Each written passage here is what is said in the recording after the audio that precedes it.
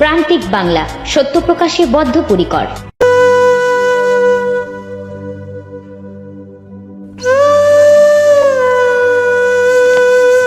গায়ে জড়ানো ছিল গামছা, দুই ভাইয়ের গলায় রয়েছে উত্তরীয়।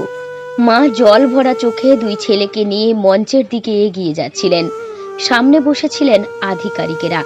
হাতে একটি ফাইল তুলে দিতে এই দুই ছেলেকে জড়িয়ে ধরে কেঁদে ওঠেন মৃত মৎস্যজীবী নিখিল দাসের স্ত্রী মমতা দাস। কাকদ্বীপ বিডিও অফিসের সভাঘরের অনুষ্ঠান তখন ভারাক্রান্ত হয়ে ওঠে। সুন্দরবন পুলিশ জেলার অতিরিক্ত পুলিশ সুপার চারু শর্মা মমতা দেবীর হাত ধরে সান্ত্বনা দেন। দুই ছেলের চোখে মুখে তখন উদ্বেগের ছাপ। মঙ্গলবার রাজ্য সরকারের পক্ষ থেকে মৎস্যবন্ধু প্রকল্পের মাধ্যমে ট্রলার দুর্ঘটনায় মৃত মৎস্যজীবীদের পরিবারগুলিকে 2 লক্ষ টাকা করে তুলে দেওয়া হয়। অনুষ্ঠানে উপস্থিত ছিলেন দক্ষিণ 24 পরগনা জেলাশাসক সুমিত গুপ্তা, সভাধিপতি নীলিমা মিস্ত্রি বিশাল, সাংসদ বাপি হালদার সহ বিশিষ্ট ব্যক্তিবর্গ। শুক্রবার সমুদ্রে ডুবে যাওয়া বি গোবিন্দ নামক ট্রলারের মৃত মৎস্যজীবীদের পরিবারের হাতে এদিন সরকারি অনুদান তুলে দেওয়া হয়। জেলাশাসক সুমিত গুপ্তা বলেন, ওই সময় আবহাওয়া দপ্তরের পক্ষ থেকে দুর্যোগের কোনো সতর্কতা জারি ছিল না। আচমকাই কয়েক মিনিটের ঝড়ে এই দুর্ঘটনা ঘটে। নিখোঁজ 9 জন মৎস্যজীবীর মধ্যে 8 জনের দেহ উদ্ধার করা হয়েছে।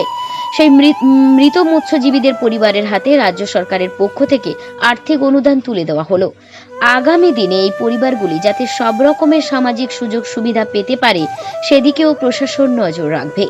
এছাড়াও মৃত মৎস্যজীবীর সন্তানদের পড়াশোনার বিষয়ে সব রকমের সাহায্য করা হবে। রাজ্য সরকার এই পরিবারগুলির পাশে রয়েছে। নিখোঁজ মৎস্যজীবী পাদুরি দাসের খোঁজে সমুদ্রে তল্লাশি চলছে।